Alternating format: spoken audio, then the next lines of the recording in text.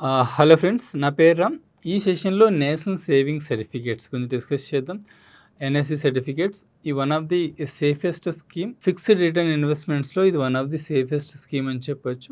ఎందుకంటే ఇది central government backed scheme. మనం ఇన్వెస్ట్ చేసే ఇన్వెస్ట్మెంట్కి 100% సేఫ్టీ మనకు ఉంటుంది. సావరెన్ గ్యారెంటీ ఉంటుంది. మనం బ్యాంక్స్లో ఇన్వెస్ట్ చేసినట్టయితే దగ్గరగా 5 lakhs వరకు మాత్రమే ఇన్సూరెన్స్ కవర్ ఉంటుంది. బ్యాంక్రప్ట్కి వెళ్ళినట్టయితే మనం ఎంత ఇన్వెస్ట్ చేసినా కూడా మనకు 5 lakhs మాత్రమే వెనక్కి వచ్చే అవకాశం ఉంటుంది. బట్ ఇక్కడ ఏదైతే నేషనల్ సేవింగ్స్కి సర్టిఫికేట్స్ ఇన్వెస్ట్ చేసే వాటిల్లో 100% మన ప్రిన్సిపల్కి గవర్నమెంట్ దగ్గర నుంచి గ్యారంటీ ఉంటుంది. అలానే హైయెస్ట్ రిటర్న్స్ కూడా ఈ స్కీమ్లో ఆఫర్ చేస్తున్నారు. సో ఈ స్కీమ్ సంబంధించి ఏమేమి ఫీచర్స్ ఉన్నాయి, ఎంతెంత ఇన్వెస్ట్ చేయొచ్చు, మినిమం మ్యాక్సిమం ఇన్వెస్ట్మెంట్స్ ఎంతెంత ఉన్నాయి, అలానే ఎన్ఆర్ఎల్ ఇన్వెస్ట్ చేసినట్టయితే దీంట్లో మనకి రిటర్న్స్ వస్తాయి. ఇవన్నీ కూడా డీటెయిల్గా డిస్కస్ చేద్దాం. సో స్కీమ్ సంబంధించిన డీటెయిల్స్ మనం ప్రజెంటేషన్లో చూద్దాం. ఫిక్స్డ్ రిటర్న్ వచ్చే స్కీమ్స్లో ఆల్రెడీ మనం సీనియర్ సిటిజన్ సేవింగ్ స్కీమ్ గురించి కూడా డిస్కస్ చేసుకున్నాం. అది మీరు ఇంకా చెక్ చేయనట్టయితే అది కూడా చెక్ చేయండి. ఇప్పుడు ప్రజెంటేషన్లో ఈ స్కీమ్ సంబంధించిన డీటెయిల్స్ చూద్దాం. సో ముందుగా ఎలిజిబిలిటీ గురించి చూసినట్టయితే ఎనీ ఇండివిజువల్ రెసిడెంట్ ఇండివిజువల్స్ ఎవరైనా కూడా ఈ స్కీమ్లో ఇన్వెస్ట్ చేయొచ్చు. అలానే మైనర్ కూడా గార్డియన్ హెల్ప్తో ఈ స్కీమ్లో ఇన్వెస్ట్ చేసుకునే అవకాశం ఉంది.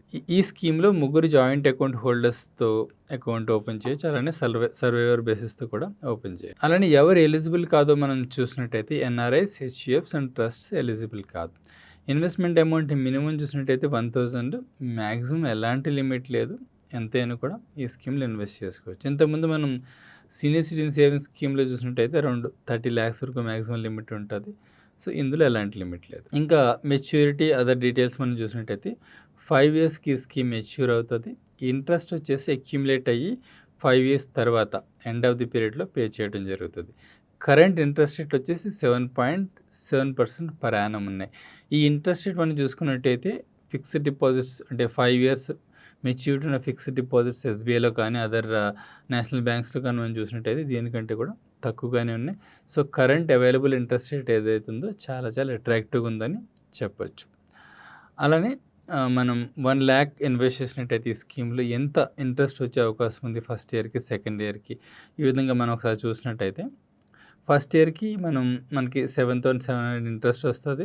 సో దాని మీద ఎండ్ ఆఫ్ ది ఇయర్కి 1,07,700 ఉండే అవకాశం ఉంది.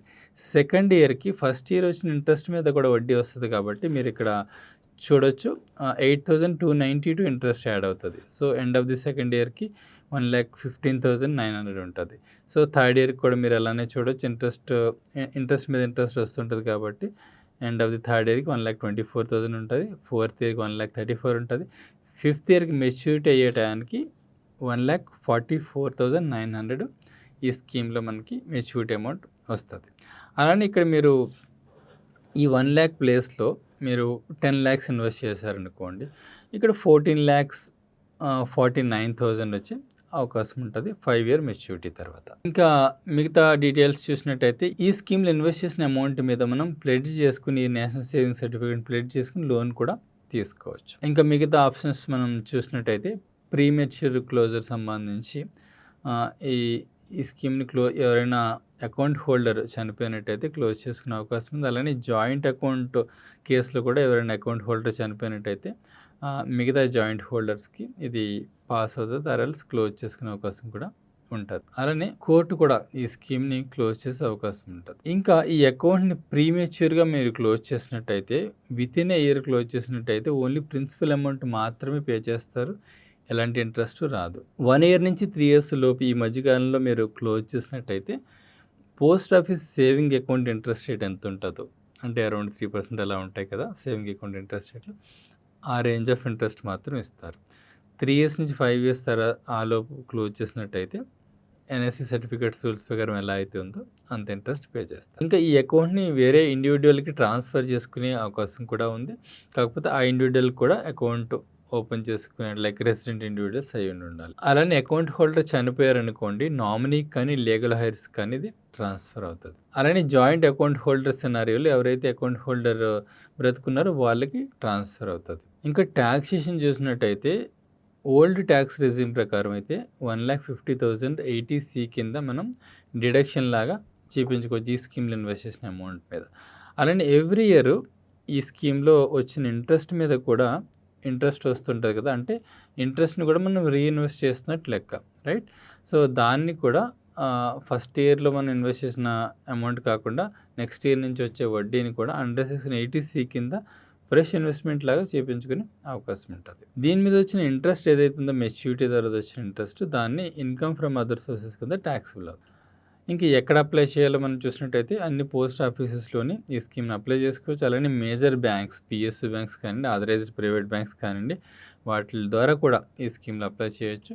ఏమేమి డాక్యుమెంట్స్ కావాలో చూసినట్టయితే అప్లికేషన్ ఫామ్, అలానే passport, recent passport photograph, identity proof, Aadhaar pan ఇవన్నీ కూడా పనిచేస్తాయి. అడ్రస్ ప్రూఫ్కి ఆధార్ పనిచేస్తే అలానే ఓటర్ ID ప్రూఫ్ సబ్మిట్ చేయొచ్చు. మిగతా అడ్రస్ ప్రూఫ్ కూడా సబ్మిట్ చేసుకునే అవకాశం. ఇది ఫ్రెండ్స్ NSE సర్టిఫికేట్స్ గురించి కంప్లీట్ ఇన్ఫర్మేషన్. హోప్ మీకు నచ్చింది అనుకుంటే, నచ్చినట్టయితే లైక్ చేయండి. అలానే మీ ఫ్రెండ్స్, ఫ్యామిలీ మెంబర్స్కి యూజ్ అవుతుంది అనిపిస్తే ఈ వీడియోని షేర్ చేయండి. Thank you.